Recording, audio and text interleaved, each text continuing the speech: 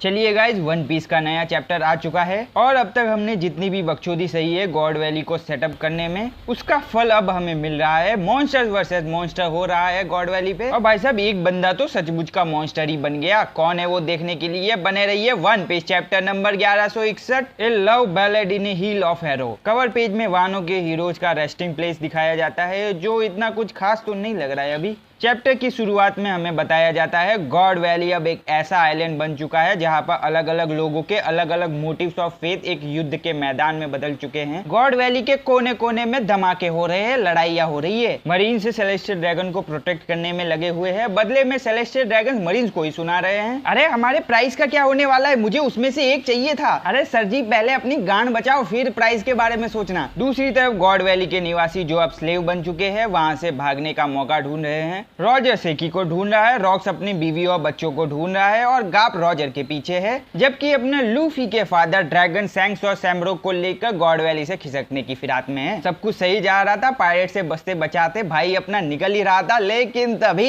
एक होली नाइट अपने भाई के पीछे आ चुकी है। वो किसी से डेंडेन मुसी पर बात कर रही है, शायद वही होगा जिसे सैंक्स और सैमरोक का ध्यान रखने को कहा गया था, लेकिन ड्रैगन ने बच्चे चुरा लिए इसलिए उस बंदे ने इससे मदद मांगी होगी और ये अपना काम अच्छे से कर रही है। उसके मुंह से एक लेजर निकलती है जो ड्रैगन का कंधा छेद देती है। पकड़ लिया।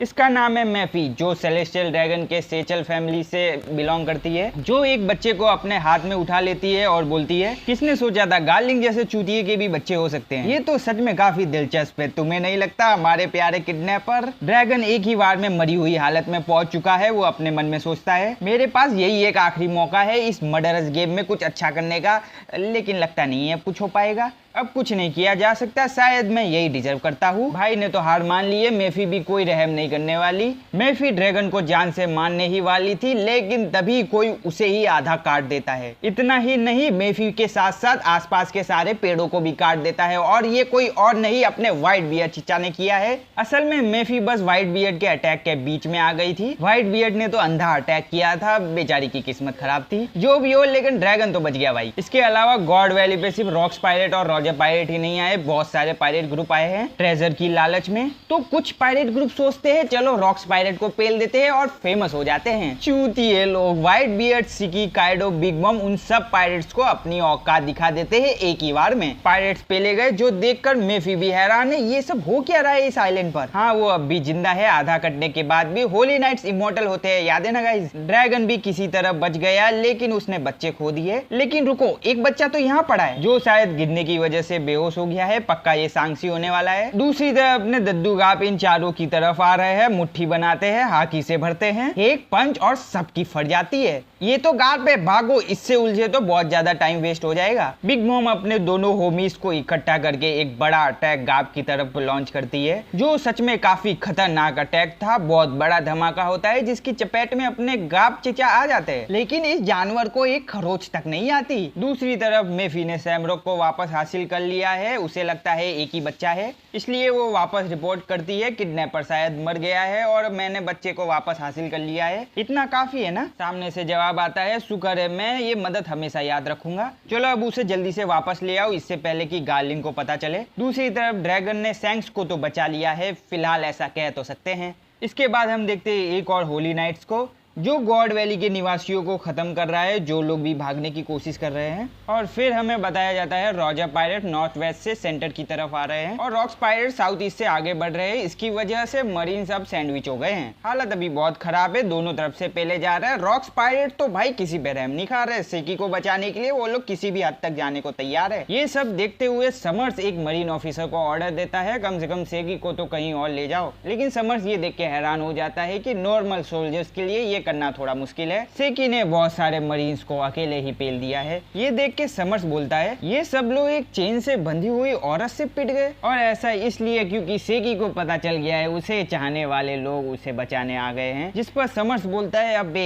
यार, जो औरत अपनी कीमत जानती है वो बिल्कुल भी चार्मिंग नहीं होती। समर्स सेकी को एक रख के देता है जिससे सेकी थोड़ी डगमगा जाती है, लेकिन घूम के एक लाश समर्स को ही दे मारती है, जो समर्स को लगती तो है, लेकिन समर्स सेकी की टांग पकड़ देता है और अपने डेविल फ्रूट की पावर से एक कांटों का बैट बनाता है और फिर बस हमें एक चीख सुनाई देती है, समर्स ने सेकी का पैर तोड़ दिया है। इसके बाद समर्स बोलता है, तुझे पता है सारे पायरेट्स यहाँ तुझे बचाने आए हैं, तेरी पॉपुलैरिटी सच में सरदर्द दे रही है, टूर्नामेंट की बजा के रख दी है उन्होंने, लेकिन अगर तू यहाँ सरवाइव कर गए फिर भी गार्लिंग तुझे अपना बना ही लेगा, किसी को कुछ भी हासिल नहीं होने वाला। तो मैं सोच रहा था कैसा रहेगा अगर मैं तुझे यहीं पे जान से मार दूं, तो सब लोग तुझे यहाँ बचाने आए हैं, वो लोग कैसा चेहरा बनाएंगे जब वो लोग देखेंगे उनकी प्यारी सेकी जिनको बचाने के लिए उन्होंने इतना दर्द सहा अब एक लाश में बदल चुकी है। बैकग्राउंड में हम देख सकते हैं कई सारे पैरट जीत तोड़ कोशिश कर रहे हैं सेकी को बचाने के लिए। रॉक्स पायरेट लड़ रहे हैं, रॉजर व्हाइट बीएस से लड़ रहा है। इस वजह से रॉजर किसी को बोलता है, भाई देख मैं अभी बिजी हूँ किसी से लड़ने में,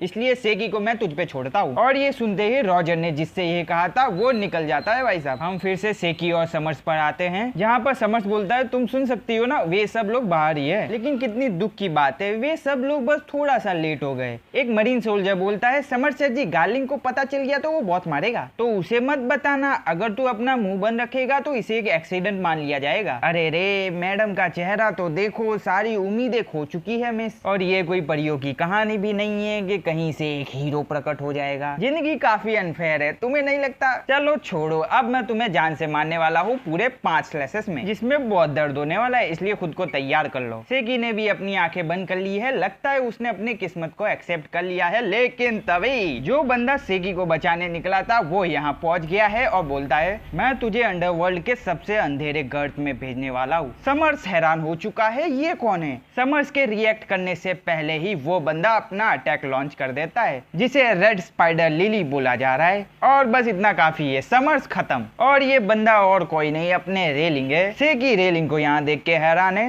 रेलिंग अपनी तलवार वापस रखते हैं और सेकी से बोलते हैं, डिले के लिए सॉरी, मैं यहाँ तुम्हारे लिए आया हूँ। सेकी रेलिंग को देख के रो पड़ती है, उसके गले लग जाती है, रेलिंग भी रो पड़ते हैं, बाहर रॉजर और गबान भी रो पड़ते हैं। हरामखोर, तुम्हारा ये मेल मिलाप बाद में कर लेना, अभी निकलो यहाँ से। और फिर गॉड वैली में एक आवाज गूंज पड़ती है, गाइस हमें सेकी मिल गई है, ट्रेजर उठाओ और निकलो यहाँ से। और इसी के साथ एक पैसिनेट रेस्क्यू के साथ चैप्टर का अंत होता है। एक नंबर चैप्टर था भाई साहब, और ऑफ कोर्स इस चैप्टर के एमवीपी हमारे रेलिंग ही रहने वाले हैं, और गाब का वो एक पैनल भी एक नंबर था भाई साहब। सैम रॉक अब वापस गार्लिंग के पास जाने वाला है, ड्रैगन ने सांक्स को तो बचा लिया है, ये वैसे भी पहले से ही लिखा जा चुका था, लेकिन ड्रैगन ने अपना आधा वादा पूरा किया भाई साहब। खैर छोड़ो, इस चैप्टर में ज्यादा कुछ था नहीं, बस लड़ाइयाँ देख के मजे लेने थे जो हमने ले लिए हैं। बस आज के लिए इतना ही, बाय।